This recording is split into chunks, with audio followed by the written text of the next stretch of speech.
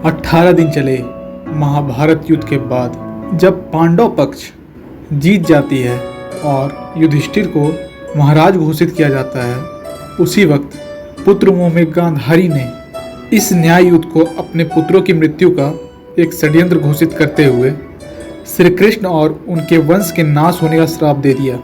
क्या श्री कृष्ण को मिले इस श्राप की वजह से उनके वंश का नाश हुआ या इसके पीछे कोई और भी कथा है? आइए जानते हैं इस वीडियो में। नमस्कार, आप देखना शुरू कर चुके हैं मिस्टीरियस टेल्स। दरअसल गांधारी ने युधिष्ठिर के राज तिलक के बाद महाभारत की घटना के लिए भगवान श्री कृष्ण को जिम्मेदार ठहराया था। अपने पुत्रों के मारे जाने की दुख और क्रोध की अग्नि में जलती हुई गांधारी ने श्री कृष्ण को श्राप देते हुए कहा था, अगर मैंने भगवान की सच्चे मन से पूजा की है तथा निस्वार्थ भाव से अपने पति की सेवा की है, तो जैसा मेरा कुल समाप्त हो गया, ऐसे ही तुम्हारा वंश तुम्हारे सामने समाप्त हो जाएगा और तुम देखते रह जाओगे। द्वारका नगरी तुम्हारे सामने समुद्र में डूब जाएगी और यादव वंश का पूरा नाश हो जाएगा। श्री कृष्ण मुस्कुराते हुए गांधारी के पास गए और कहा, माता, आपसे इसी आशीर्वाद की प्रतीक्षा थी। मैं आपके श्राप को ग्रहण करता हूँ। हस्तिनापुर में युधिष्ठिर का राज्याभिषेक होने के बाद भगवान श्री कृष्ण द्वारका चले गए। इस संबंध में दूसरी घटना भी प्रचलित है। ऋषियों द्वारा श्री कृष्ण के पुत्र साम को दिया गया था श्राप। साम श्री कृष्ण और जामवंती के पुत्र थे। एक दिन जब महर्षि विश्वामित्र, कण्व और देवर्षि नारद द्वारका पहुंचे तो वहां यादव कुल के नवयुवक ने उनके साथ हंसी ठिठोली करने की सोची। हंसी मजाक के उद्देश्य से वे श्री कृष्ण के पुत्र साम को एक स्त्री के भेष में उन सभी ऋषियों के पास ले गए।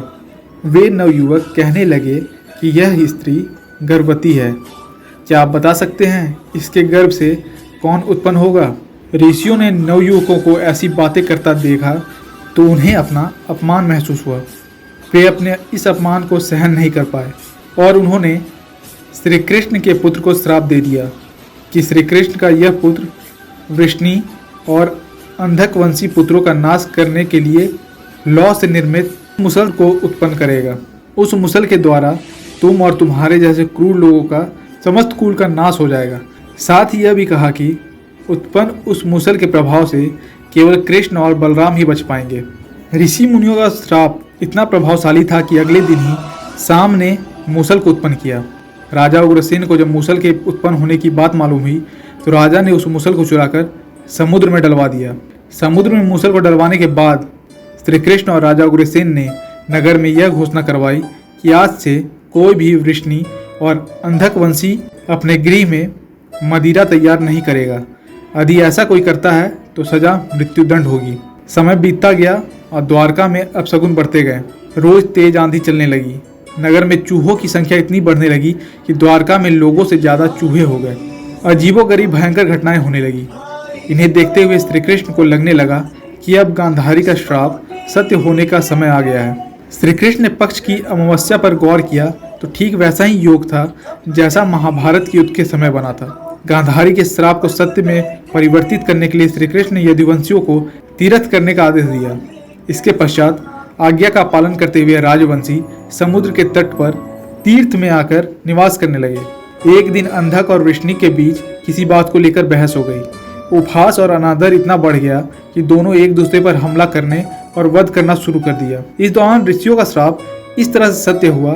साम ने जिस मूसल को उत्पन्न किया था उसके प्रभाव से मैदान में खड़ी एरका घास को लड़ाई के दौरान उखाड़ता उसे एक मूसल उत्पन्न होता। वह मूसल बहुत शक्तिशाली था जिससे केवल एक बार में मृत्यु संभव थी। इस तरह वहां मौजूद सभी लोग मारे गए। इस युद्ध को मूसल युद्ध का नाम दिया गया।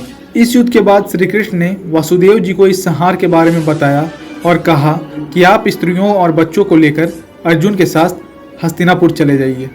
इस युद्ध के बाद की घटना हम आपको अगले वीडियो में बताएंगे। अगर आपको यह कथा पसंद आई हो तो हमारे वीडियो को लाइक करें, चैनल को सब्सक्राइब करें और शेयर करना ना भूलें।